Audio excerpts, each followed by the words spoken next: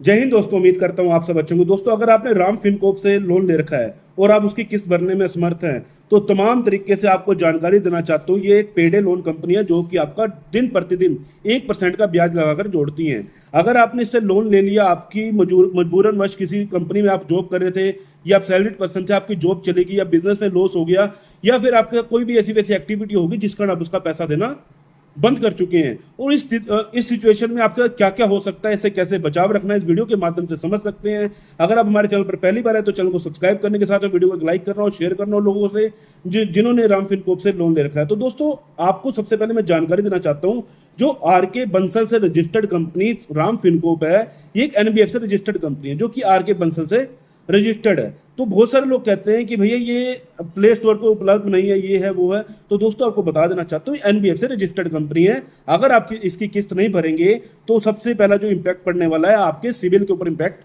पड़ने वाला है। इसमें आपका क्या होगा, अगर आपका सिविल 750 प्लस था और आपने इसकी लोन की किस्त पहले टाइम से भर रहे थे, पेडे लोन के हिसाब से आप पहले से इनसे लोन ले रहे थे, लेकिन कोई सिचुएशन ऐसी आ गई, अब आपने लोन पे करना बंद कर दिया, तो ये आपका सिविल पे बैड इम्पैक्ट पड़ता है। 750 सिविल है तो आप ये मान के चलिए, अगर आपने एक किस्त भी डाउन कर दी तो आपका 700 तक भी सिविल पहुंच सकता है, जिस कारण आपको फ्यूचर में लोन लेने में समस्या हो सकती है। इसलिए हम हमेशा यही कहेंगे, अगर आपका कोई छोटा लोन चल रहा है तो आप इसको चुका दें जल्द से जल्द, क्योंकि आपको सिविल खराब हो जाने की वजह से आपको फिर नए लोन नहीं मिल पाते हैं। अगर आपने एक कंपनी का भी लोन चुकाना बंद कर दिया तो ये सब चीजें इसके साथ हो जाती है। राम फिनकॉर्प का जो लोन है, ये ज्यादातर हमने देखा है, जो भी लोग व्यक्ति ने हमें बताया है, दिल्ली में इनके रिकवरी एजेंट बहुत जगह देखने को मिले हैं, लेकिन हर जगह इनके रिकवरी एजेंट देखने को नहीं मिले हैं। ठीक है, तो अब आपको ये समझना होगा, अगर आपका लोन इसका 15,000 का लोन है, कंपनी ने आपका बढ़ा चढ़ाकर ब्याज पेनल्टी लगाकर 30,000, 40,000, 45,000 कर दिया, तो अब ये मत सोचिएगा कि हमने इसको पूरा पैसा देना है। देखो दोस्तों, ब्याज पेनल्टी लगा दी कंपनी ने,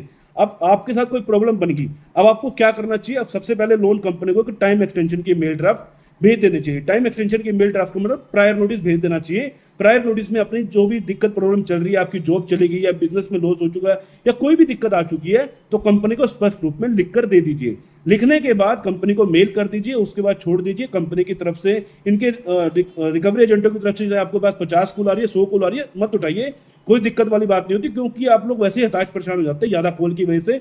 तो फोन वगैरह मत उठा के लोन कंपनी से डायरेक्ट बात कीजिए मेल के माध्यम से।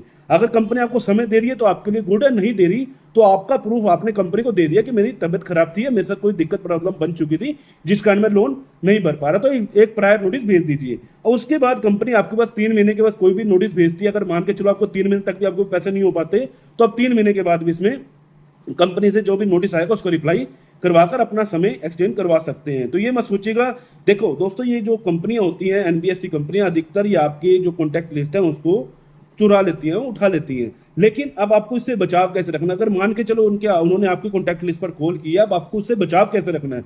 बचाव रखने के लिए आपको इनकी जितनी भी कॉल्स आती हैं, आप सभी का एक रिकॉर्ड रख लीजिए। इस नंबर से कॉल आई है, आपने कुछ नहीं करना, ट्विटर पर इनकी जाकर कंप्लेंट डाल देनी है। ट्विटर पर कंप्लेंट डाल के @RB आपने जो भी कंपनी है राम फिनकॉर्प, उसको टैग कर देना। तो राम फिनकॉर्प का जो आपके पास वहां से रिवार्ड आएगा और वहां से आपको आसानी से जो है ये कॉल्स वगैरह आनी बंद हो जाती है। तो ये मत सोचिएगा कि इनके कॉल लगातार आएंगे। कॉल अगर आप ये सावधानी बरत देते हैं तो आपके कॉल आना बंद हो जाती है। तो ये भी टेंशन लेने की जरूरत नहीं है, क्योंकि अधिकतर कंपनियां, जितनी भी कंपनियां एनबीएफसी रजिस्टर्ड कंपनियां जो भी हैं, आज की डेट में आपकी कॉन्टैक्ट लिस्ट का मिसयूज कर रही हैं। तो आप इसमें आपको थोड़ा समझदार होना होगा।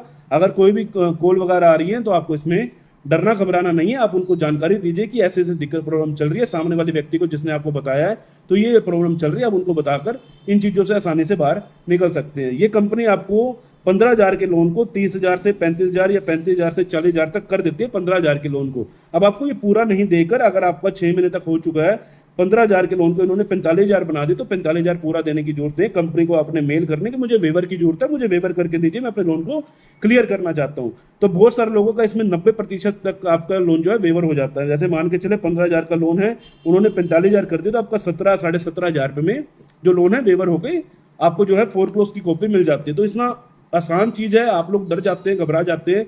इनके रिकवरी एजेंट बहुत कम देखने को मिले हैं, तो डरना घबराना नहीं होता। आपको अपने हक की लड़ाई खुद लड़नी होती है। आप एक कस्टमर है, कस्टमर को कस्टमर बन के रहना चाहिए। तो आप लोगों को समझ होनी चाहिए, टाइम एक्सटेंशन की मेल ड्राफ्ट भेजकर आप थोड़ा समय ले सकते हैं। उम्मीद करता हूँ जानकारी आपको पसंद आई होगी। मिलते हैं किसी और इन्फॉर्मेटिव वीडियो के साथ। जय हिंद, जय भारत।